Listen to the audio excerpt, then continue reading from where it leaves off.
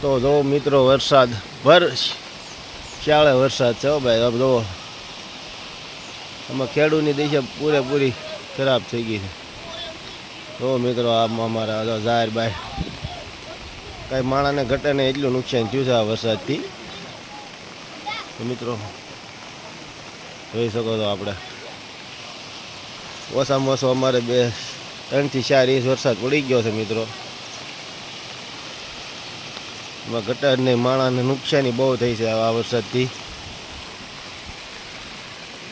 જોઈ શકો છો મિત્રો મારા ગામનો નજારો. વરસાદી માહોલ છે અને ભરપૂર જોઈ શકો છો મિત્રો. અટાણે વરસાદ આપણે અંધારો વરસાદ આવી રહ્યો છે. એની વાત પૂછવામાં ખેડૂતને અટાણે પૂરા માપે નુકસાન છે અટાણે મિત્રો. કેમ કે આ વરસાદ ખરા ટાઈમે આવ્યો છે. અટાણે માણસે માંડવી કાઢેલી હતી ને બહુ નુકસાન થયેલું છે માણસને. તો મિત્રો ખેડૂતને તો પૂરા માપે નુકસાન થયેલું છે. એમાં કાંઈ શંકાને કોઈ સ્થાન જ નથી, એવું નુકસાન છે. તો આની માટે ખેડૂત માટે કાંઈક જરૂર કોઈ મદદ કરે તો વધારે સારું ખેડૂતને. કેમ કે નુકસાન તો ખેડૂતને પૂરા માપે થયું છે અને ખેડૂત પાયમાલ થઈ ગયો છે. જોઈ શકો તો આ વિડીયો તમે.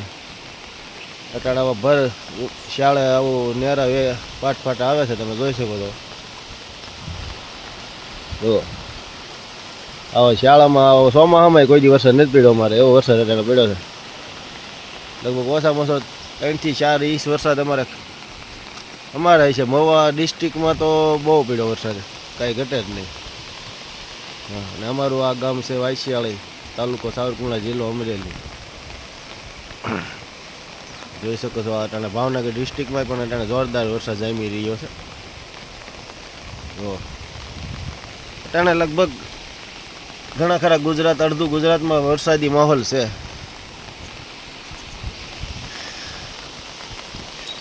તો જોઈ શકો છો આપણે આમ ઠેઠ જુનાગઢ સુધી છે અને આમ છે ઠેઠ અમદાવાદ સુધી.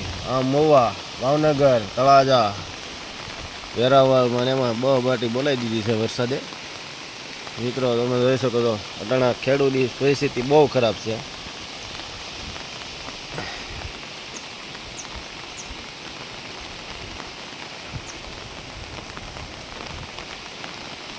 જો મિત્રો તમે આ વરસાદી માહોલ આમ જોઈ શકો છો મિત્રો.